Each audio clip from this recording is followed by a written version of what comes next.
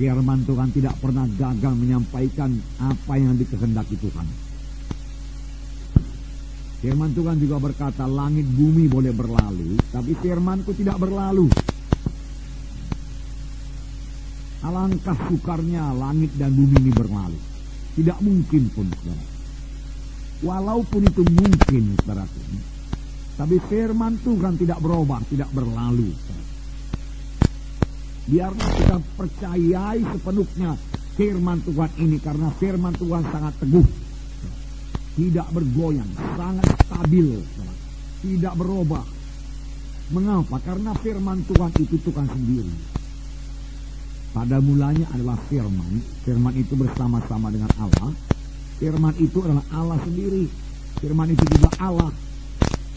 Tuhan Yesus tidak berubah. Oleh sebab itu firman Tuhan tidak berubah. Firman Tuhan yang kita baca dalam Alkitab adalah sama saja dengan ucapan Tuhan Yesus. Sekiranya Tuhan Yesus berdiri di muka kita dan mengajari kita, maka apa yang diucapkan Tuhan Yesus adalah apa yang tertulis dalam Alkitab ini. Tuhan Yesus tidak akan keluar daripada firman-Nya. Oleh sebab itu kalau kita mau mengenal Yesus, kita kenal lagi firman-Nya lebih dalam. Kita mau kenal saudaraku jalan-jalan Tuhan, kehendak Tuhan, kita kenal firman-Nya. Itu sebabnya buku Kolose mengatakan, hendaklah perkataan Kristus itu diam dalam kamu dengan limpahnya, dengan segala kekayaannya. Jadi firman Tuhan kita berikan tinggal dalam hati kita dengan segala kekayaannya, jangan dengan miskinnya. Yaitu biarlah kita sebagai spons, ya saudaraku, yang mengisap air, ya. Spons itu saudaraku yaitu satu busa, satu karet, saudaraku, atau dari bahan plastik, itu saya kurang ngerti. Tapi kalau dicelupkan dalam air, dia isap air itu. Dia mengisap air. Ada juga orang memakainya sebagai menggosok badannya dicampur dengan sabun, saudaraku, dan dia gosok dengan spons itu. Dan kalau spons itu saudaraku taruh dalam air, dia isap air. Dan kalau spons itu dipicit, saudaraku, keluar airnya, ditekan keluar airnya, saudaraku. Demikian kalau kita ini penuh dengan firman Tuhan. Firman Tuhan berdiam dalam kita dengan segala kekayaannya, tidak miskin.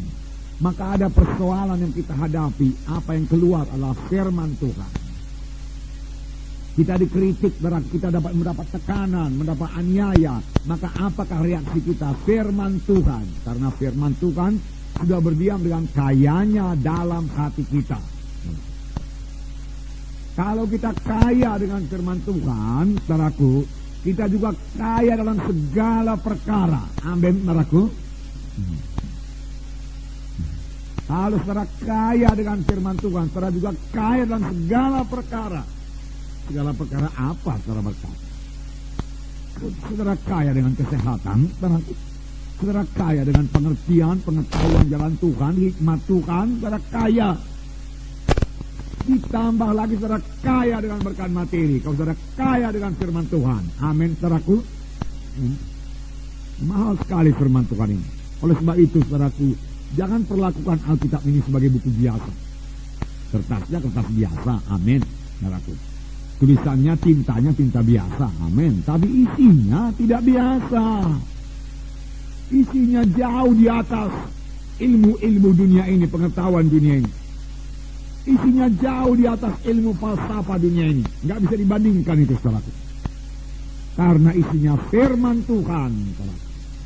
Firman Tuhan yang tidak berubah dari zaman ke zaman, saudaraku. Sebenarnya Tuhan mau menunjukkan kuasanya dalam sidang. Karena Tuhan itu namanya ajaib. Saudaraku, tiap-tiap kali Tuhan bergerak mesti ajaib. Mengapa gereja kurang mujizat Tuhan? Harus ada mujizat Tuhan. Mujizat itu membawa sukacita, membawa iman.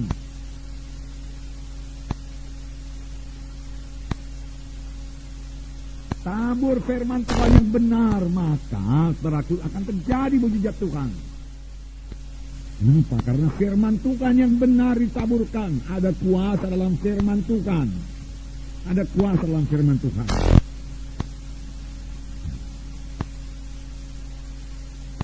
Saudaraku, waktu Tuhan Yesus menyembuhkan, yang dipakai Tuhan Yesus hanya firman Tuhan. Beberapa kali memang dia meletakkan tangan, tapi dia terus bicara. Dan apa yang diucapkan Tuhan Yesus itu firman Tuhan. Seorang yang sakit tepok diusung 4 orang, saudara sudah tahu ceritanya, mau berjumpa dengan Yesus dalam satu rumah di Kapernaum, karena Tuhan lagi mengajar di Kapernaum. Tetapi karena di muka pintu jendela penuh dengan jiwa-jiwa, dalam juga sudah penuh dengan jiwa-jiwa, mereka tidak putus asa. Mereka percaya pada Yesus. Siapa saja yang percaya pada Yesus pasti menerima kuasa Tuhan. Sampai sekarang. Lalu dia naik ke loteng, dia buka atap, dan dia buka loteng, dia ulurkan orang sakit tepok itu ke bawah. Tepat di muka Yesus. Marahkah Tuhan Yesus? Tidak. Apakah dikatakan Tuhan Yesus? Kukatakan kepadamu, anakku, bangkit, angkat tempat tidurmu, berjalan. Orang itu percaya, dia bangkit, dia angkat tempat tidurnya, dan dia berjalan. Sembuh. Tuhan Yesus mengucapkan firman Tuhan. Firman Tuhan yang diucapkan itu berkuasa. Dan itu tertulis dalam Alkitab. Kalau Yesus, saudaraku, berdiri di sini, dia akan mengatakan hal yang sama juga.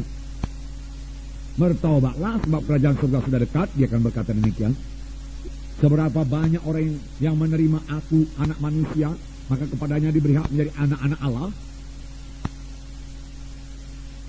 Dan seberapa banyak yang menerima, dia menerima keselamatan, lahir baru jadi anak-anak Allah. Kenapa? Karena ada kuasa dalam firman Tuhan. Kuasa dalam firman Tuhan. Jadi saudaraku, percayai. Dari firman Tuhan ini juga kita mengenal kehendak Tuhan. Seorang yang sakit kusta berseru kepada Yesus. Yesus, anak Daud, kalau engkau mau, engkau sanggup menyembuhkan aku. Itu Markus 1:41 kan? Kalau engkau mau, engkau sanggup. Dia tidak bimbang mengenai kesanggupan Tuhan Yesus. Sama seperti banyak orang Kristen sekarang. Orang Kristen tradisional pun tidak bimbang akan kuasa Yesus. Bisa, sanggup. Tapi apa mau Tuhan menyembuhkan saya apa tidak? Apakah Tuhan Yesus memperhatikan saya apa tidak? Saudaraku, kalau saudara selidik firman Tuhan, keselamatan adalah bagi semua orang. Semua orang bisa selamat. Hanya dia percaya pada Yesus. Tapi bukan hanya keselamatan aja bagi semua orang. Kesembuhan pun bagi semua orang. Tuhan tidak memilih-milih.